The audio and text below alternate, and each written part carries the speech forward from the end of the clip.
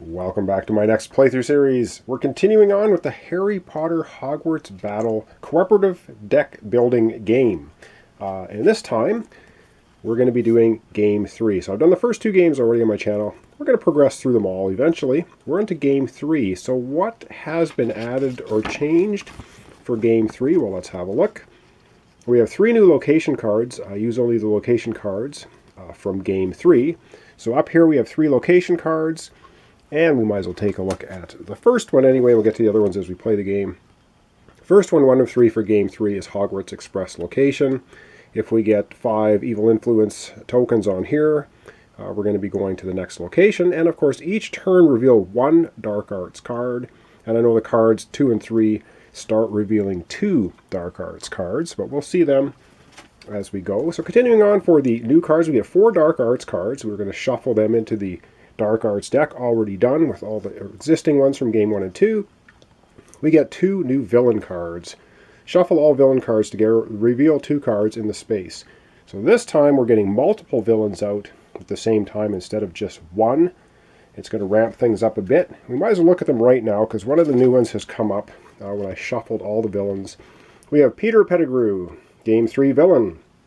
The active hero reveals the top card of his or her deck.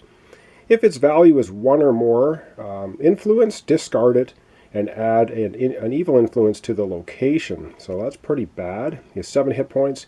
But when you defeat him, your reward, all heroes may search their discard pile for a spell and put it into their hand. And you get to remove 1 evil influence from the location. 7 hit points. He's pretty tough. Now here's where the game starts getting ugly, because you start getting combinations between Dark Arts cards and villains, and they can really chain react into bad things for our heroes. And of course we have Lucius Malfoy. He was from Game 2. He's out now at the same time. And he has, each time an evil influence is added to a location, remove 1 attack, or 1 damage, I guess, from all villains, including himself. And the reward, all heroes gain an influence and remove 1 evil influence from the location. So we have 2 villains out simultaneously for this entire game. And we can attack either one or both on the same turn. I believe you can split up your attacks, or you can just hit 1 character if you want. Continuing on with Game 3 additions, we get 16 new Hogwarts cards added to the huge deck, and we'll take a look at these 6. I guess we'll look at them right now. So we're going to shuffle together all the Hogwarts together and reveal the top 6 cards. All right, we're going to have to take a look at the 6 cards. So I don't think we'll rearrange the camera. So this is one from Game 3 that's new. It's the Ally Sirius Black, gain 2 attack, 1 influence costing 6. Pretty expensive stuff. And we have here another Game 3, Chocolate Frog. Any 1 hero gains 1 influence and 1 health. If you discard this, you gain an influence and a health at a cost 2. And some game effects make you discard cards. And we also have from Game 1, Wingardium Leviosa, gain 1 influence. You may put items you acquire on top of your deck instead of into your discard pile, costing 2 influence. And right from Game 1, we have Dumbledore. All heroes gain an attack, an influence, and a health, and draw a card, costing 8 though. Pretty expensive to get. And we've seen this one before. We have Quidditch Gear from Game 1, gain an attack and a health, costing 3. Influence, and we've also seen this from Game 2. Fox the Phoenix. Choose 1, gain 2 attack, or all heroes gain 2 health, costing 5. So those are our starting 6 cards. And once again, the unofficial rule is if you don't buy any cards on your turn, you can, if you want, wipe all 6 cards off and refresh them with 6 new ones. That's not in the rule book, but that's an official rule that is now part of the game. Maybe reprints will have that included. All right, that was Hogwarts card. Now we have 4 upgraded hero cards, and this replaces your Game 1 hero card place above your player board. So we have replacements for Ron and Harry and Hermione and Longbottom. So we're playing still with Harry and Ron. So let's take a look at Harry's new card, of course updated art from the later movie series. Now he has an ability, and it says the first time evil influence is removed from a location, each turn any 1 hero gains 1 attack. So that's something to keep in mind. As the game gets more and more complicated, I will probably mess up more and more because I have to try to remember all these things. The updated Ron Weasley, looking a little older as well. If you assign 3 or more attack on your turn, any one hero gains 2 health. So that's his upgraded card we'll be using for game 3. Continuing on. We now have chipboard shield tokens. There's 2 of them. They look like this. Hogwarts shield tokens. And they come into effect, it says carefully punch them out. Useful are used for Petrificus Totalis. So as one of the spell cards is going to be used for that. Now other rules that come with Game 3, so preparing your role, replace your Game 1 hero with a new one, which we've done. Your magical training has improved and you now have the ability to use throughout the game. Special ability, as the first 2 games, shuffle your stack. Starting hero cards, 10 face down, then draw 5. So that's what we're going to do. The gameplay basically remains the same. And our end of game for Game 3, all villains are defeated, the heroes win, or villains control all locations, heroes lose. So same game conditions. All right, that's Game 3. And so we're going to begin. We're going to begin with Harry again. And so let me just gather my thoughts here, and we'll come right back and we'll start playing Game 3 of Harry Potter Hogwarts Battle. All right, this might get more complicated. I may have to go somewhat slower to try and, again, remember all the text from all the different cards and all the interactions to try not to mess up. First thing we do on Harry's turn is we're going to reveal the Dark Arts event card. And because of our location, it says each turn reveal 1 Dark Arts events card, so we're just going to reveal 1 of them. And we get a Game 2 Dark Arts Hand of Glory. Active hero loses 1 health, and you add 1 evil influence to the location. Okay, so Harry's going to lose a health going from 10 down to 9. And we're going to add an evil influence to the location. This one can take up to 5 before it's overrun. We've done that. Now we're going to have to go down here and resolve the villain abilities. And we'll start with Pettigrew. Active hero reveals the top card of his or her deck.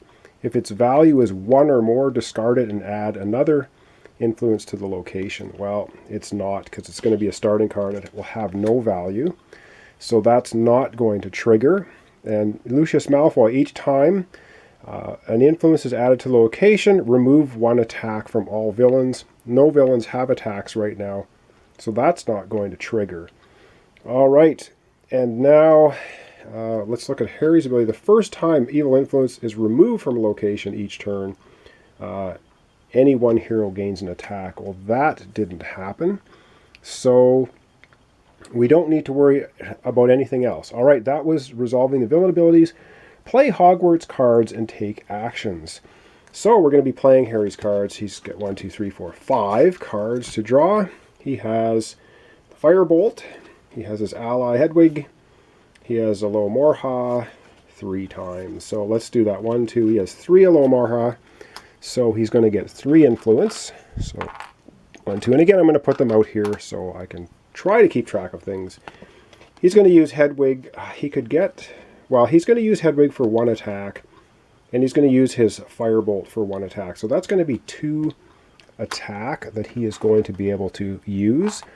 And I think he's going to take both attack, and he's going to apply them to Pettigrew, because I think this guy is the worst offender as far as abilities go, because we want to get rid of him, because every time we have to reveal the top card of our deck, and if it costs 1 or more, so once we start getting to better cards, he's going to start knocking our good cards out and putting evil influence on the location. We don't want that.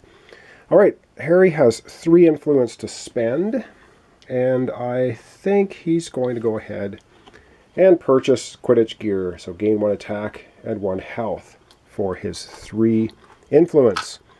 And that's going to be end your turn, discard any remaining cards and tokens, then draw 5 new cards. So he's going to discard all his cards. He's going to draw up his 5 new cards, which is the rest of his hand. And I do believe, unless I've made errors, that was Harry's turn complete. All right, up next is going to be Ron Weasley. Okay, so it's Ron's turn. So following the same order again, we're going to be drawing one Dark Arts card for Ron. Ooh, this is a game 3. I don't know. And can I even say that properly? Probably not, so I won't try. Active hero loses a health and cannot assign more than one attack to each villain this turn. Okay, I've got to remember that. Active hero loses a health. So Ron's going to go from 10 health down to 9. And cannot assign more than one attack to each villain this turn. Okay, that was the Dark Arts card. Resolve villain abilities. Active hero reveals the top card of his or her deck. And again, we're into starter cards, so of course it's not going to have any influence value, so that's not going to trigger. And each time influence is added to a location, which didn't happen, so Malfoy is not going to trigger. And now Ron gets to play cards. He has 5 starting cards. Lower Marha, he has his clean sweep. Alright, so he ends up having 4 influence, basically 4 influence, and 1 attack is his hand. So he gets 4 influence, 1, 2, 3, 4, and we didn't replace this card, which we should have done, so I'll do it now. It's a game 1 card, Lumos, all heroes draw a card. Can't forget to do that, which I did, already making errors. All right. So 4 influence, 1 attack. Now he can only assign 1 attack per hero or per villain this turn anyway because of the Dark Arts card.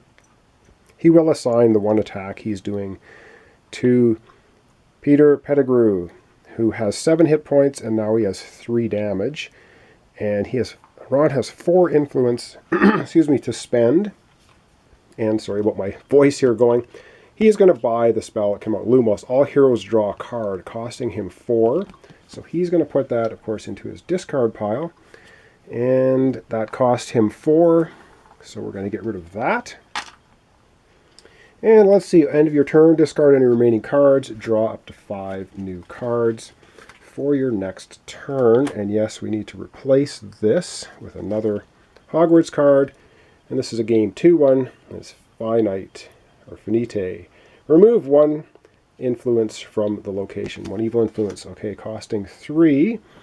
And did I make any errors? I don't think so. So far, like I said, I'm probably going a little bit slower because I'm going to try not to miss things. 3 or more. Okay, none of the other combinations of abilities triggered from Harry's or Ron's powers, or the villains or the Dark Arts. All right, so far, so good. I think I'm going to do 1 more turn each, and probably call this the intro and episode 1, so that if I do make any errors along the way, at least I can try to catch them in editing. All right, up next will be Harry for his second turn. All right, Harry's second turn. First thing, of course, we do Dark Arts card. Okay, he must not be named. Add 1 evil influence to the location. Okay, that is not what we want. An evil influence goes on to the location. Hogwarts Express.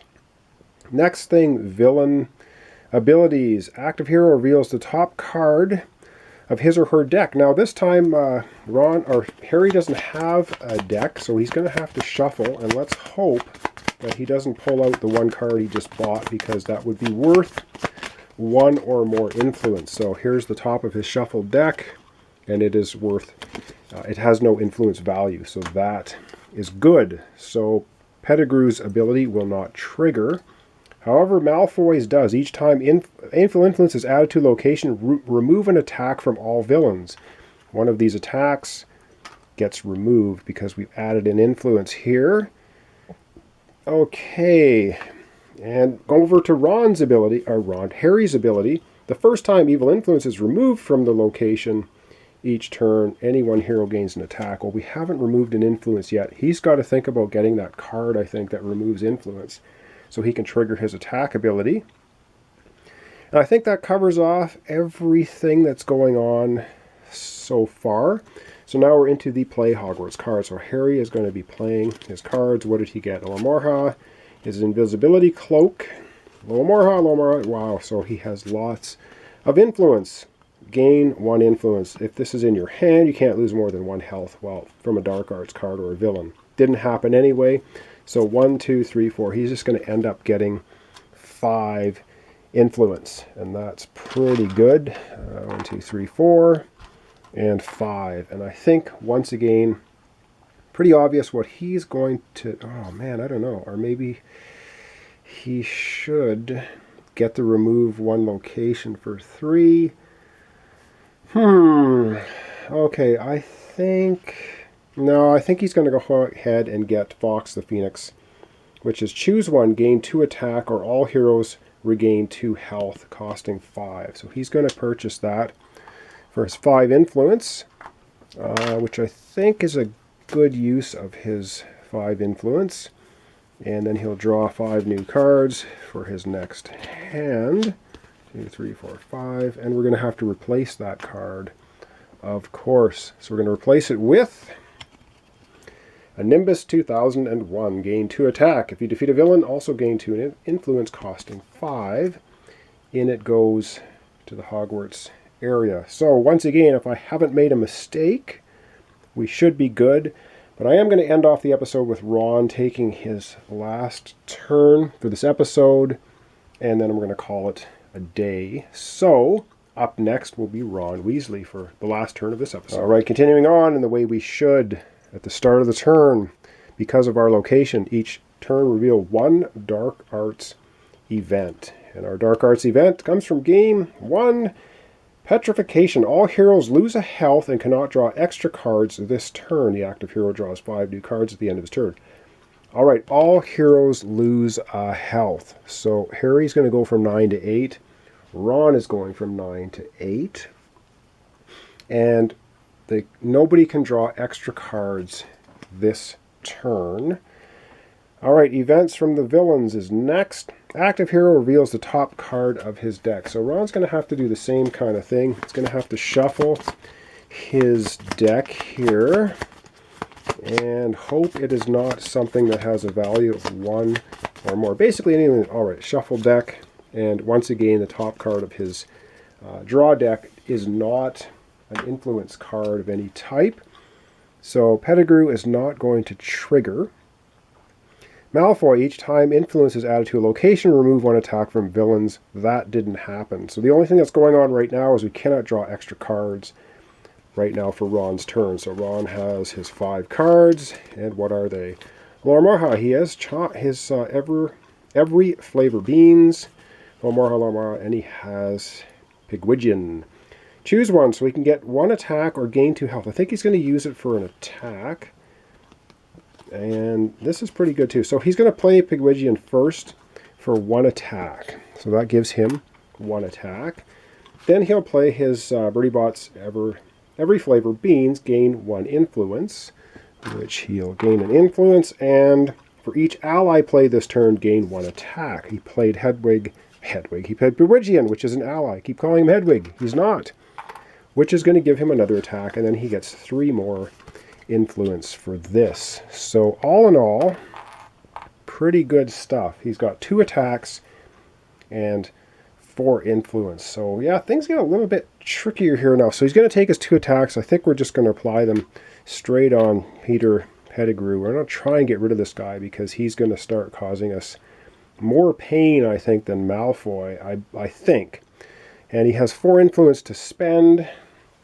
So we have a 6, which we can't get, the 8, and the 5. So his choices are Finite or Chocolate Frog or Wingardium Levioso. You can put items on top of your deck. Oh, this gets really tricky to figure out. He's got 4. I think... Oh, what does he want to do for 4? I think he is going to get the Chocolate Frogs. That's kind of the thing Ron Weasley would do. Chocolate Frog. Any 1 hero gains 1 influence and 1 health. If you discard this, gain influence and health. So that's going to cost him 2. And he has 2 remaining. And I think the 2 remaining, then he will get Wingardium Leviosa. Gain 1 influence. You may put items you require top your deck instead of your discard pile. So that's what Ron's going to spend his last 2 influence on. And now it's the end of your turn. Discard any remaining cards and tokens. and draw up to 5 cards. So 1, 2, 3, 4, 5. He will have 5 cards now for his next turn. And this now needs to be replaced with 2 new Hogwarts cards. We get Essence of Dittany. Any one hero gains 2 health back, costing 2.